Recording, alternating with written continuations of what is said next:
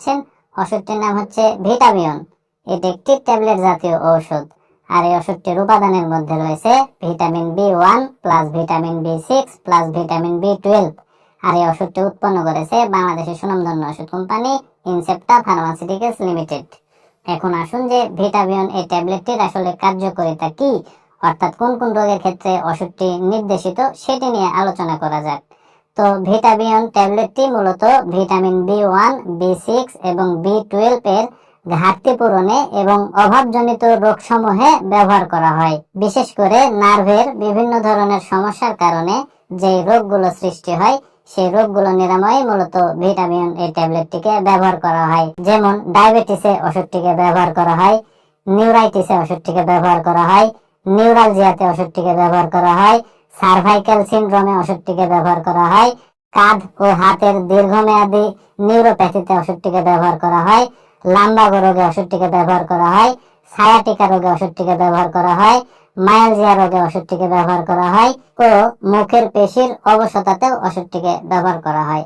তো নার্ভের বিভিন্ন ধরনের সমস্যার কারণে যে রোগগুলো মানবদেহে সৃষ্টি হয়, সেই রোগগুলো নিরাময়ে পাশাপাশি ভিটামিন B1, B6 এবং B12 এর অভাব পূরণেই মূলত ভিটামিয়ন এই ট্যাবলেটটিকে ব্যবহার করা হয়। এবার আসুন যে ভিটামিয়ন এই ট্যাবলেটটির আসলে সেবন বিধি কি, সেটি আমি আপনাদের বলে দিই।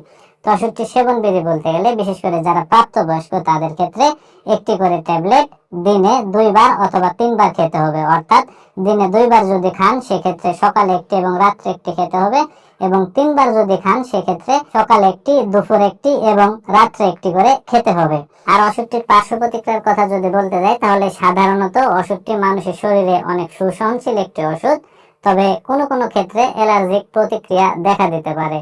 আর যারা গর্ভবতী এবং স্তন্যদানকারী মায়েরা আছে, সেই সকল মায়েদের ক্ষেত্রে ওষুধটিকে সেবন করার যদি খুব প্রয়োজন পড়ে যায়, সেক্ষেত্রে বিশেষজ্ঞ চিকিৎসকের সাথে পরামর্শ করে সতর্কতার সাথে ওষুধটিকে সেবন করতে হবে।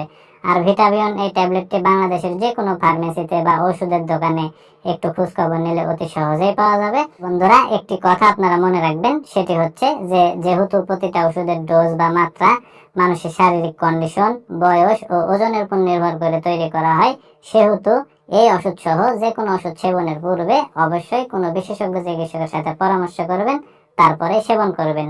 তো বন্ধুরা, এই ভিডিও দেখে যদি আপনাদের এতটুকু ভালো লেগে থাকে, তাহলে অবশ্যই ভিডিওতে একটি লাইক করে দিবেন। আর এই ভিডিওটি যদি আপনি ফেসবুক পেজে দেখে থাকেন, তাহলে অবশ্যই পেজটি ফলো করে রাখবেন। আর ইউটিউব চ্যানেলে যদি দেখে থাকেন, তাহলে অবশ্যই চ্যানেলটিকে সাবস্ক্রাইব করে রাখবেন আরো নতুন নতুন ওষুধের রিভিউ পেতে। ধন্যবাদ সবাইকে।